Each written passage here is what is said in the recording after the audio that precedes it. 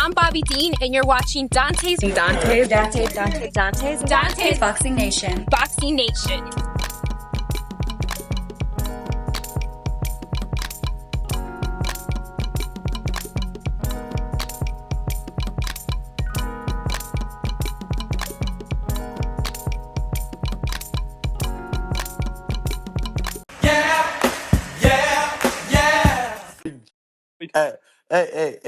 Hey, let's go bring George Floyd back to life and kill that nigga again. I hate you, bro. I hate all n.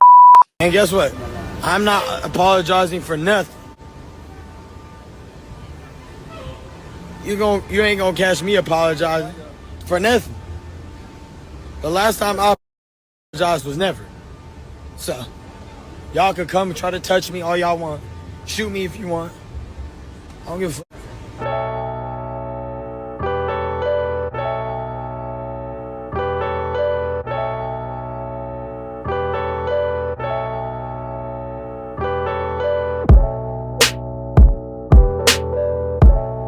Now, when it comes to the devil, every once in a while, he will show himself. He will reveal who he is. I mean, almost in a physical form, right? As opposed to you just hearing about the devil and never meeting him, he will rise and introduce himself to everyone. Now, I don't claim to be a religious person. That is just my personal analogy of what the devil is and what he represents. The one good thing about Donald Trump is he exposed how racist America is, because about 77 million people voted for him. So the only relief when it comes to Donald Trump is now we no longer have to guess what America is about. We know exactly what America is about. There's no more assuming. It's not up for debate anymore. Donald Trump, he exposed America even further than it was already exposed before. And this is exactly what Ryan Garcia has done. Ryan Garcia has been extremely successful at exposing the entire sport of boxing. I always tell you guys, boxing is just a microcosm of what happens outside of the sport. So when it comes to Ryan Garcia, everything that us real boxing fans thought that boxing was not supposed to represent, was not supposed to be synonymous with, Ryan Garcia, he single-handedly proved us all wrong. If this was a movie, Ryan Garcia would be one of the biggest villains in movie history with everything that he has done. Do you guys remember that infamous scene on Rocky IV where they show Ivan Drago getting injected with testosterone in his shoulder? He was a cheater, and that was one of the main things that made him the villain in the movie. Not to mention he had killed Apollo Creed while he was juiced up. Well, there's a saying that goes, art is supposed to imitate life. Meaning movies, etc., books, novels, they're supposed to imitate life. But in the real world, that's not the case at all, because the villain, Ryan Garcia, is portrayed as the hero, at least by the majority of fans, which are non-black fans. So Ryan Garcia, the man that intentionally came in 3 pounds overweight, when he could have easily just contacted Devin Haney the week of the fight and told Devin Haney's people, look, I'm not going to be able to make weight. Let's just both fight at 143. Hell, let's just both fight at 144, which is where Devin Haney is fighting now in his next fight. Ryan could have easily did that, but he chose not to because he wanted to come in with that 3-pound advantage. He wanted to come in the ring not having to make weight while Devin Haney is killing himself and draining himself to make weight. Then on top of all of that, we find out that Ryan Garcia, he tested positive for PEDs. All these advantages that he had, and he still couldn't knock out Devin Haney. But not only did he not knock him out, he actually was losing almost all of the rounds that he didn't knock Devin Haney down in.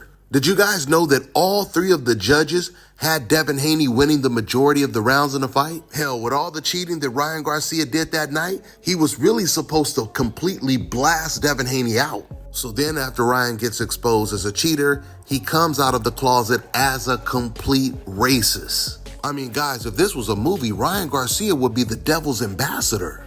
But once again, let the race fans tell it, when it comes to reality, Ryan Garcia is treated as if he is a hero and Devin Haney is treated as if he is a villain. Now try to make that make sense. Garcia, bro. Ryan Garcia. Ryan Garcia, baby. Is the King Ryan squad over here? Yeah? Okay.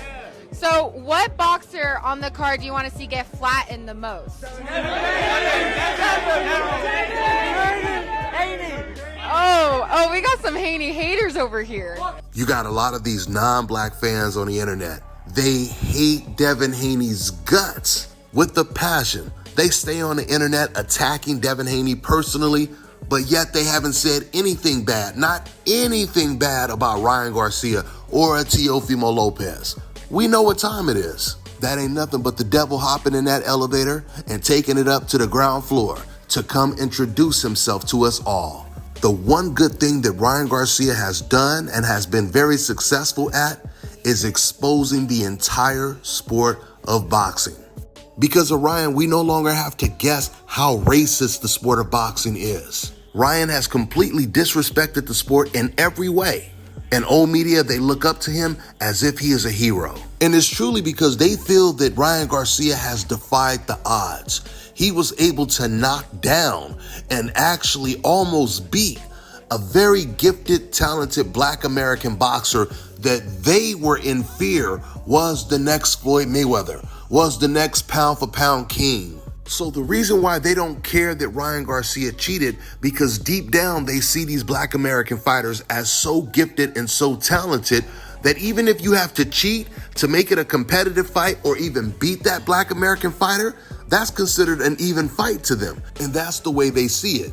For the most part, those Black American fighters are so good, you have to put in a cheat code to beat them. And when they get that win with the cheat code, they are going to celebrate that win as if it is the biggest win of all time.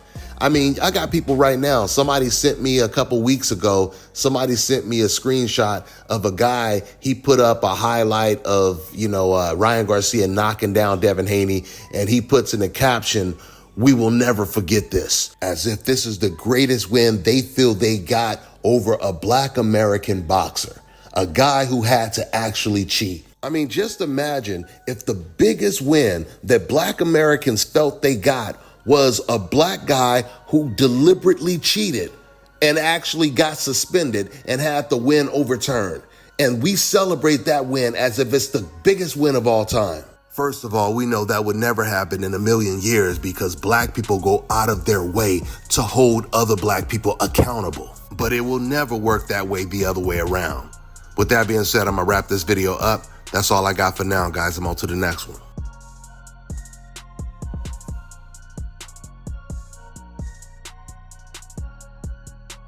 All right, now check this out, guys. If you're looking to repair eczema scars, burns and bruises, dark spots and blemishes, fever blisters, diabetic ulcers, this right here is the perfect product for you guys. It's called Elo Diki Face and Body Oil. Athletes and top-ranking boxers, they're also using it after training to reduce swelling, inflammation, and to ease the pain. So get yours today. Go to elodiki.com, like them on Facebook, and follow them on Instagram.